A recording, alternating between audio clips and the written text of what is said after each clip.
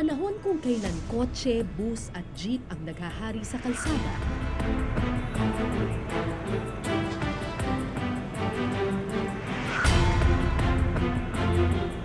ang imahe ng tren sa syudad ay marahil isang lumang alaala na lamang. Katunayan, dalawang bagay na lang ang pumapasok sa isipan kapag nalalagay ito sa balita. Ang mga bahay along Dariles at ang mga naaksidente sa crossing nito.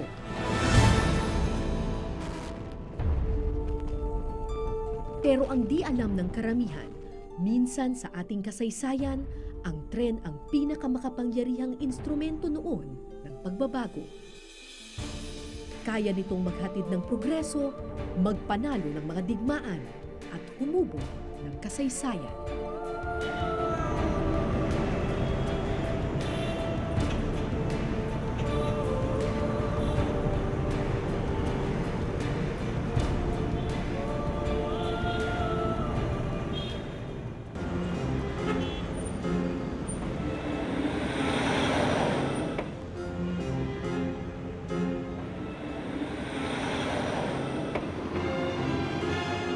Minsan nang sinabi na kung nais mong magtayo ng lipunan, magtayo ka muna ng daang bakal. Dahil kung saan tumatawid ang tren at ang riles nito, doon din daw dadaan ang pagbabago. Ganito ang paniniwala noon ng mga Kastilang minsang naghari sa ating bansa.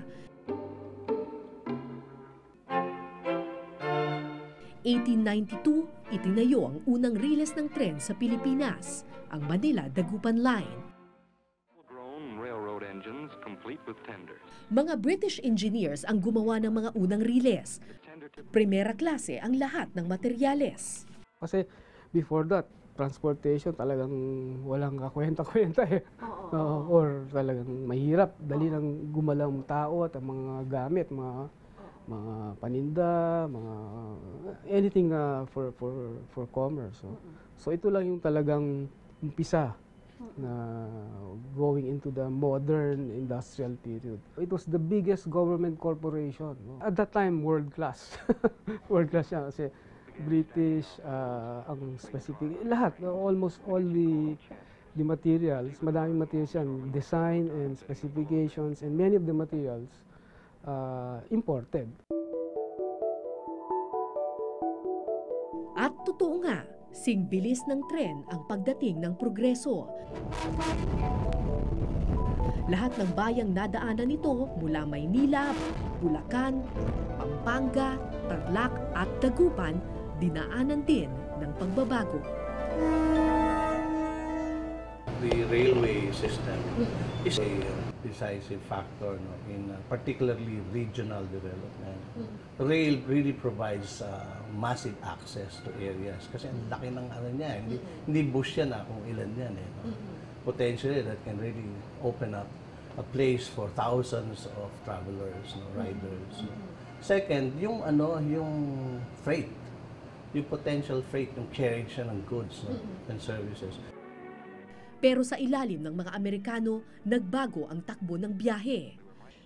Americans encouraged the use of the automobiles kasi remember, they were one of the major manufacturers of that. At saka sumusunod lang naman din tayo sa what was happening in the US mainland. Ang tendency natin sakay, kotse, gano'n.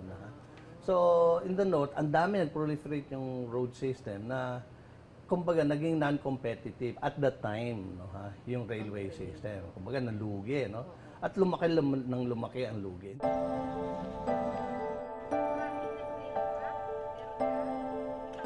Sa main depot ng PNR sa Tutuban, nakaimbak pa ang mga lumang tren ng sinauna. Sinong mag-aakala na minsan pala itong naghatid ng pag-asa? Kung titingnan mo kung gaano nakaluma at sira-sira ang itsura ng tren na to, di mo iisipin na minsan sa ating kasaysayan ay naging mahalagang instrumento ng pagbabago ang mga tren katulad nito. Pero sa ilalim ng mga Amerikano, mas binigyang halaga nila yung pagpapatayo ng mga highways, pagpapatayo ng mga kalsada, pagkakaroon ng mga kotse, bus at iba pa. Dahil dito, unti-unting nawalan ng importansya ang ating railway system. Nalugi ito hanggang noong 1988, tuluyan ng nagsara ang Manila-Dagupan Line.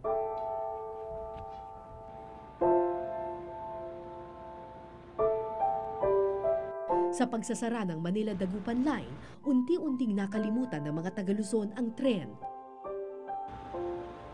Pero ano kaya ang nangyari sa mga daang bakal dito?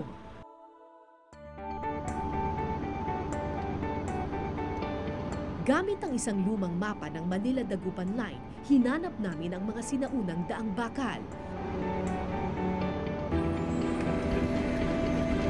Sa May Kawayan, Bulacan, isang lumang gusali ang makikita sa gilid ng highway. Ang litratong ito ay kuha noong March 1899 sa kasagsagan ng Philippine-American War. So makikita mo dito, yung battleground ay nasa train station. May riles ng tren at merong estasyon ng tren dito. Pero ang sabi dito, this was taken somewhere in Bulacan. Hindi nila sinabi kung saan sa Bulacan. Pero kung mapapansin mo, 2-story yung train station dito. Parehong-pareho dito sa 2-story train station dito sa May Kawayan. So kung tama ang ating hinala, this photo may have been taken dito sa May Kawayan, Bulacan.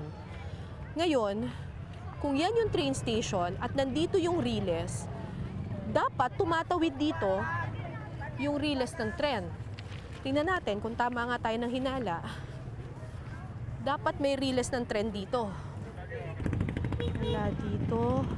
Dito. So, dapat tumatawid dito. Ito. Ayun, bingo. Walang kamalay-malay yung mga tao dito na itong lumang train station na ito at yung riles na ito, dito dati naglaban-laban yung mga Amerikano at mga Pilipinong sundalo noong 1899.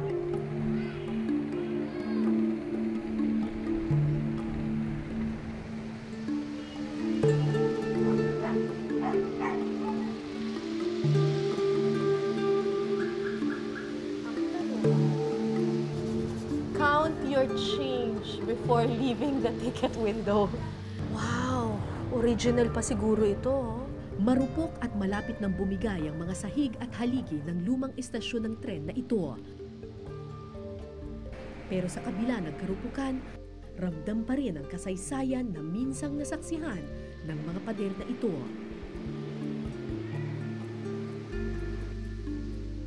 Ang mga gera at putukan, mga bayaning minsang dumaan sa mga riles nito.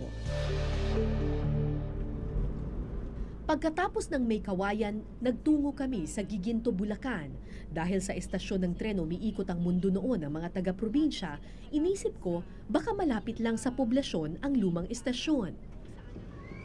Ito yung pamahalaang bayan ng Giginto, Bulacan. Ang hinahanap natin yung train station ng Bulacan. So kung ito yung munisipyo, baka malapit lang dito yung estasyon ng tren. Magtanong tayo. Kuya, alam niyo po kung saan yung lumang estasyon ng tren? Lumang Estasyon ng tren. Doon po sa May Cruz. Sa May Cruz po, sa... Dito lang po, sa May Malapit Palengke lang po. dito. Opo, Malapit lang po dito. Malapit lang po. Malapit sa palengke. Opo, yung po. Ano po kayo, kakaliwa po. Andun na yung riles. Opo.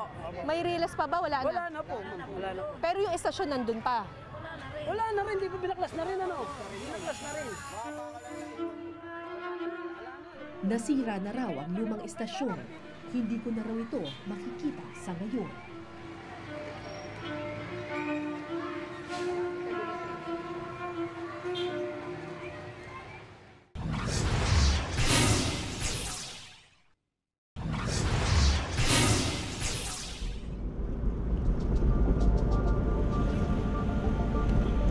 Hindi ako nawala ng pag-asa. Pilit kong hinanap ang lumang estasyon ng tren ng Giginto, Bulacan.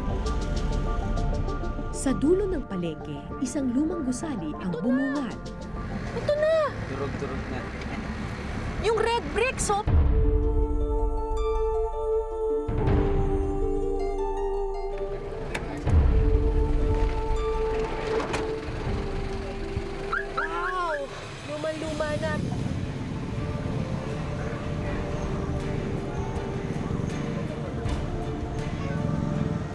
Sa isang bahagi ng pader, nakasulat ang aking hinahanap.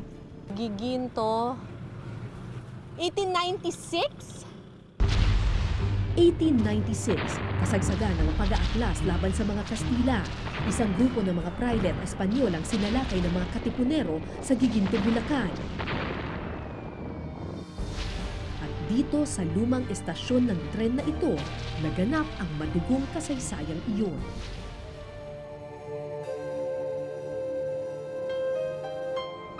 Pero ngayon, mga halaman at basura na lamang ang nakikinig sa mga bulong ng lumang pader.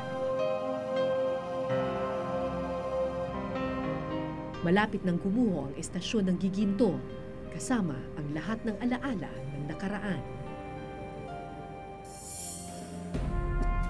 Mahalaga rin ang naging papel ng tren sa mga digmaan. Ilan sa ating mga bayani nakibaka sa loob mismo ng mga gusaling ito. Ang hawak ko dito ay ilan sa mga litrato na kuha ng Philippine-American War, mga 1899, circa 1899. At kung mapapansin mo dito sa mga litratong ito, ang common denominator nila, palagi silang along the riles. So halimbawa ito, mga sundalo na papunta sa gera, andun yung riles. Mga sundalong nagre-retreat, andun na naman yung riles. Sa bayan ng Malolos sa Bulacan, isang pulang gusali ang saksi sa digmaan. So parang naging battleground ang train station. Oo, kasi yan ang axis of the Philippine-American War in Luzon. Para bang yan yung linya ng tren, yan ang diyan nag-a-advance at diyan nagre-retreat yung Amerikano at Pilipino. Front line was defined by the railroad, where the battle along the railroad took place. So from Malolos, patras siya kasi na maabante yung hinahabol si Aguinaldo noon. Kaya every station na-capture ng Amerikano, susubukan nila ng Pilipino sirain yung railroad para hindi maka-advance yung Amerikano. Sa huli, nagtagumpay rin ang mga Amerikano at tuluyang nasakop ang mga train station sa Luzon. Kuha ito noong 1899 sa Malolos train station nung panahon na nakuha na ng mga Amerikano yung control ng train station. So yung makikita ninyo, may mga Amerikanong sundalo pa na nakatayo at saka nakaupo dito sa train station na ito. More than 100 years later, ito na yung itsura ng Malolos train station ngayon. At kung magbabasihan natin itong litratong ito, nandito yung riles sa harap. So dapat nandito sa aking kinatatayuan yung riles. Of course, sa ngayon, non-existent na ito. Pero yung structure ng train station ay intact pa. Opisina na ngayon ng North Rail ang lumang estasyon ng tren sa Malolos.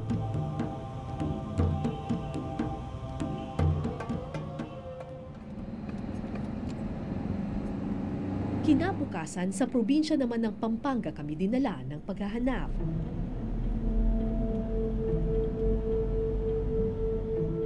Animoy tagpo sa nakaraan ang sumalubong sa akin sa San Fernando, Pampanga. Di gaya sa ibang bayan, sinikap ng pamahalaang lokal ng San Fernando na buhayin ang alaala ng lumang train station.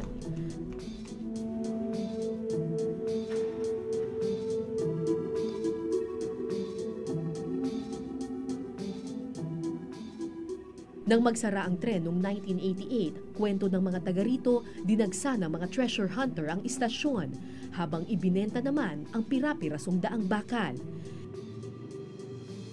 Ilan lamang ito sa mga naisalba ni Mang Fernando mula sa mga hukay. Ito yung mga rail na-save kong bricks. Ito saka yung release ayan. Ano po ito? Mga bricks na yun, may makikita mo yung pangalan nito. Tulad ng ito, San Pedro, Manila. Tignan mo. San Pedro, Manila. Oh, meron pang ibang may pangalan. Ito.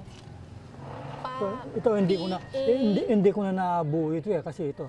Yung iba si Pedic Manila. Si Pedic saka Gruso Prensnado. Parang Gruso Prensnado. Ito. Kukuha mo niyan.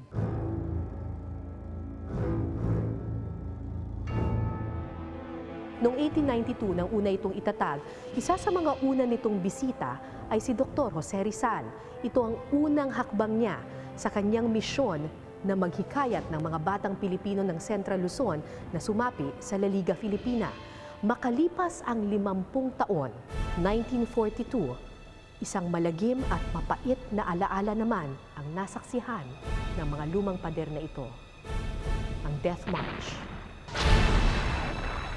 World War II, naging kuta ng mga Hapon ng San Fernando. Isa si Lolo Ruben sa mga sundalong pinalakad noon mula Bataan hanggang Pampanga. At sa lumang istasyon ng San Fernando natapos ang kanilang Death March. Marami nga namatay dahil sa buhaw. Oo. Maraming pag sumasalo ka, uminom ka sa mga gripo, binabaril ka. Kaya ako uminom ako sa kanal. May water lily. Kaya nagkasakit ako. Ng ano po? Malaria at saka dysentery. Nagkasakit kayo. Pero kailangan pa rin maglakad kahit na may sakit. Siyempre, wala ka naman gagawa. Babakabaril ka. Nang makarating sa Pampanga, akala nila tapos na ang kalbaryo. Pero may parusa pa palang naghihintay sa istasyon. Isinakay sa mga bagon ng tren ang mga bihag, death trains kung tawagin ng iba. Ito yung isa sa mga bagon na pinaglagyan doon sa mga prisoners of war mula San Fernando Station sa Pampanga papunta sa Capas Tarlac. Ang sabi nila, pinagkasya raw dito sa bagon na ito yung mga 60 to 100 prisoners of war kada isang bagon. So, kung 60 to 100, siguro nakatayo lang sila dito. Kasi siguro mga 5 lang kakasya dito. Tapos pag ganun, siguro mga 10 or siksikan talaga yung mga tao. Tapos ang matindi pa, itong mga to, sarado yan lahat. Sarado tong mga ito. Wala silang bintana. Ang only source of air nila, itong mga maliliit na to, na butas sa pagitan ng mga kahoy. Diyan sila humihinga. For 2 hours or more, papunta ng Capas Tarlac. Marami ang namatay sa loob ng mga bagon dahil sa sakit, dahil sa init, at dahil sa gutom.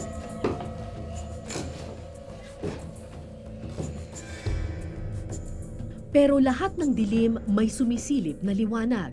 Habang nasa malagim na biyahe, kwento ng mga Death March survivors, tumigil sa isang bayan ang kanilang death train. Bumukas ang pinto at nang makita sila ng mga residente sa tabi ng daan, inabutan sila ng tubig at pagkain. Sa istasyon ng tren daw ng Angeles, Pampanga ito naganap. At ito ang susunod kong pakay.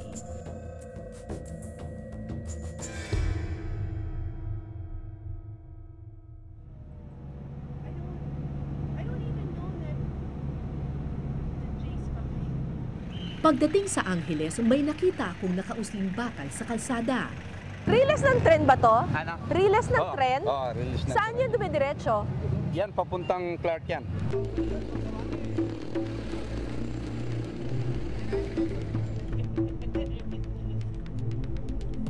Sinundan ko ang bakas ng riles. At maya-maya pa, Ito siguro. Ay, ito. Ito kaya yun?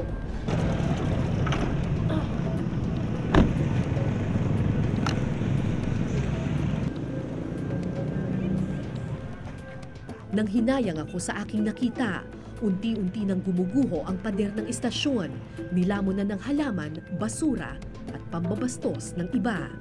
Ang gusali na minsang naghatid ng liwanag sa mga Death March survivors, ngayoy basurahan at palikuran na ng iba.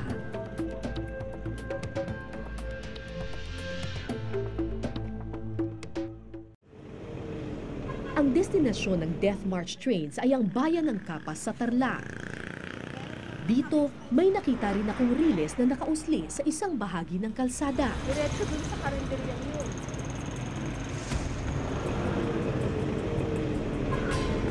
Sinundan ko ang direksyon ng riles, pero sabi ng mga tao, pinagpira-piraso na raw ang mga ito. Mismo yung riles. Eh, nasa na po yung bakal? Dito. Wala na. Ginawa na. Kinuha po nino? Mga tao. Ano ginawa doon? Sa di kalayuan, ilang piraso ng riles ang napansin ko sa barangay hall. Ito po yung release trend po. Release ng trend. Opo. Tama! Opo. Ito po, Ma'am Cara, marami po dito. Marami po siyang kaso noon po. Oo. Nawala na po yung iba, naibenta na po.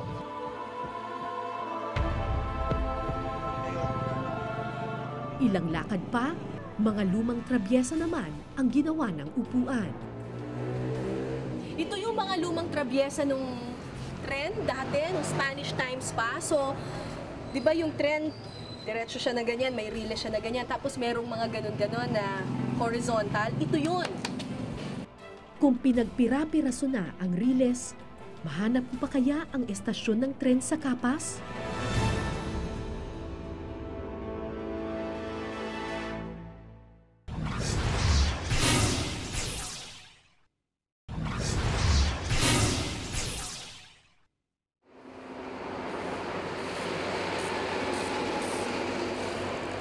Marami nang nagbago sa Capas Tarlac mula nang magsara ang Manila-Dagupan Line.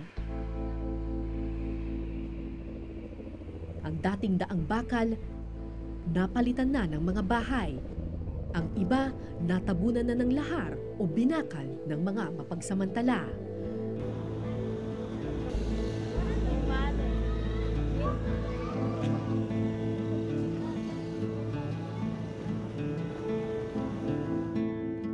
Pero paminsan-minsan, may nagpapakitang bakas ng nakaraan. Sinilip ko ang ilalim ng lumang tulay at nagulat ako sa aking nakita. Ito yung trabyesa. Oh my God. Ha. Ito, original pa ito, I suppose, itong mga to. Tsaka itong pundasyon na to. Oh my God. So, tingnan mo, yung same bricks nung nasa estasyon. So, alam mong yan, yung pundasyon na yan, original pa yan. It's the same kind of bricks na nakita natin dun sa ibang mga estasyon dun sa San Fernando. So, ito? Wow! Mahigit 100 taon na ang mga bakal na ito, pero hanggang ngayon, buhay at matibay pa. Ang tibay ng riles ng tren noon.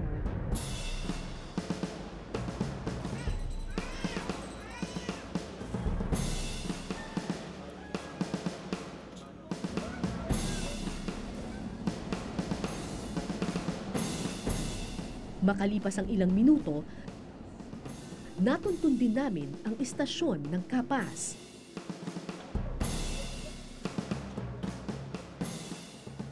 Ginawa na itong museo, alaala ng mga sundalong pinahirapan sa Capas matapos ang Death March, alaala ng kabayanihan at pagtutulungan. Hindi malilimutan ni Lola Fortunata ang araw na dumating ang mga bihag na sundalo. Yan na lang mga mga magulang ko at mga ang pumupunta doon. Nagdadalit sila ng mga pagkain para sa mga sundalong Amerikano at Pilipino. Ba't ba sila nagdadala ng pagkain? Doon, sa istasyon ng train. Binabaynita. Kaya hindi masyadong makalapit sa mga tao. Bale, binabayoneta sino? Yung mga yung mga nagbibigay at saka kung yung mga daw sundalo, kung kinuha niya. Nang matapos ang gera, bumalik ang dating sigla ng riles. Ano po yung itsura nung lugar ninyo doon dati? Masaya! Talaga? Oo, masaya. Bakit masaya? Maraming nagtitinda doon.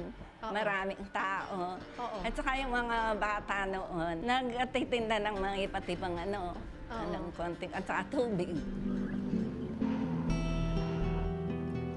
Pero naputol ang masasayang alaala ng magsaraan tren noong dekada 80. Siyempre, malungkot din ako. Kasi naaalaala ko yung mga unang panahon na nandun kami. Masaya. Maraming tao, maraming nagtitinda. Eh ngayon? Wala na sila. Wala na, nagkalat na sa iba-iba. Nagkalat na. Nagniningning ang mata ni Lola Fortunata sa tuwing mababanggit ang daang bakal ng Capas. Pero ang masakit na katotohanan, tila sa mata na lang niya nabubuhay ang alaala ng nakaraan.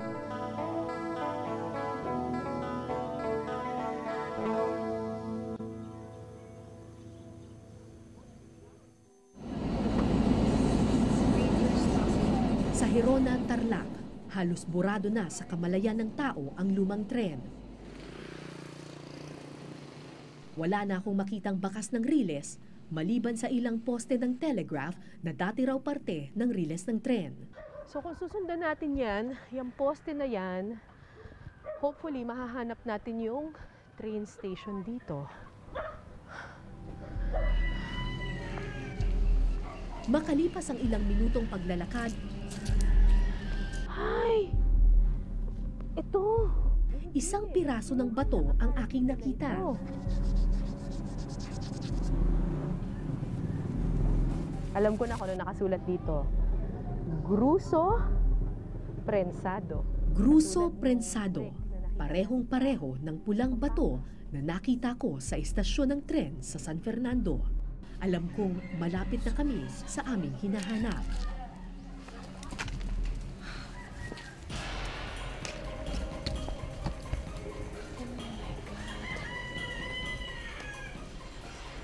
Halos lamunin na ng kagubatan ng lumang istasyon ng tren sa Gerona. Sinong mag-aakala na ang mga haliging ito ang minsang nagdala ng progreso sa bayan ng Gerona? Maraming nagsasabi na ang riles ng tren daw ay agent of change. Kung saan daw dumadaan ang daang bakal ay doon din dumadaan o dumarating ang progreso sa isang bayan. Katulad na lang dito sa bayan ng Gerona, ang hawak ko dito yung census noong 1892 compared to the succeeding years. Sabi dito na simula 1892 nung itinayo itong train station na ito ay tumaas ng 75% ang population dito. Kasi simula nang dumating dito yung tren, dumating na rin dito ang progreso, dumating dito ang komersyo, nagbago ang buhay ng mga tao. Pero wala nang nakakaalala sa lumang tren ng Gerona. At tila wala na rin silang balak na buhayin itong muli. Parang mabibiyak na siya, oh. Kung hindi nila ito i-restore, guguho na to.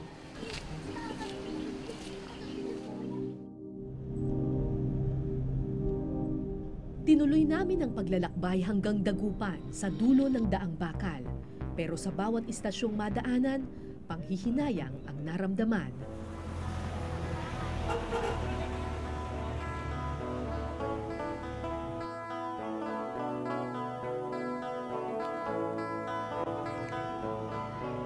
May mga ginawa ng barberya, chapel at tindahan. May binahayan. May nilamunan ng halaman. At may mga istasyong isang pader na lamang ang naiwan.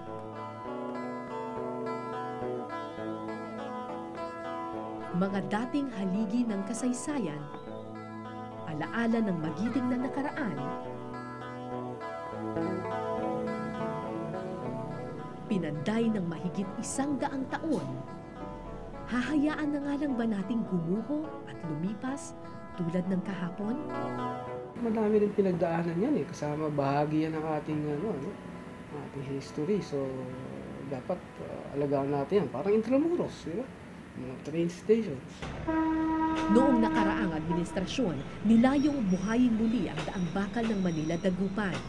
Pero matapos mabalot sa anomalya ang kontrobersyal na North Rail Project, sa ngayon, hindi pa tiyak kung matutuloy ang proyekto. Ang importante yung lupa, kami pa rin na may-ari. No? Kasi habang kami may-ari niyan, habang iyan ay hindi nahihiwalay sa amin, pwedeng balikan Sana magkaroon ng magkaroon sila ng paniniwala ulit, ng hope, na i-restore natin ang railway system sa North. In the meantime, with that hope, tumulong sila sa mga ngalaga ng natin, ng right of way natin.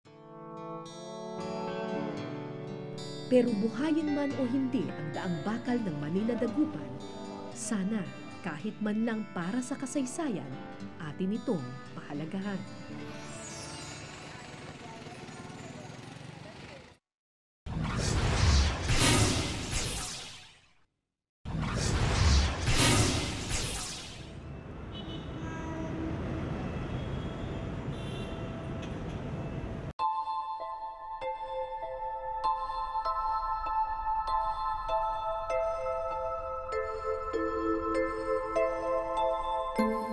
Minsan nang sinabi na kung nais mong magtayo ng matatag na lipunan, magtayo ka muna ng daang bakal. Halos lahat ng progresibong bansa sa mundo sa daang bakal nagsimulang magpunla.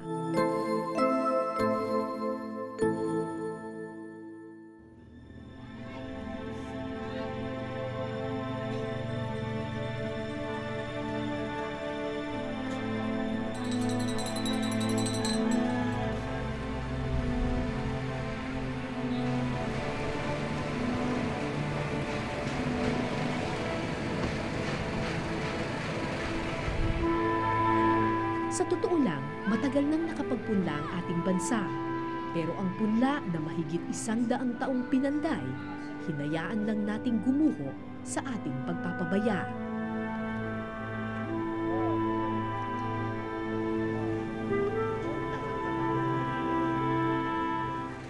Marahil para sa iba, bakal at bato lamang ang mga lumang istrukturang ito. Pero ang bawat bakal at bato ay haligi ng kasaysayan.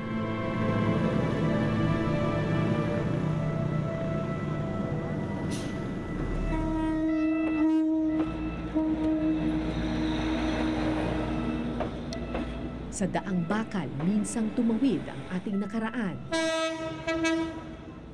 Ito rin sana ang magtutulay sa atin sa kinabukasan kung hindi natin pinabayaan.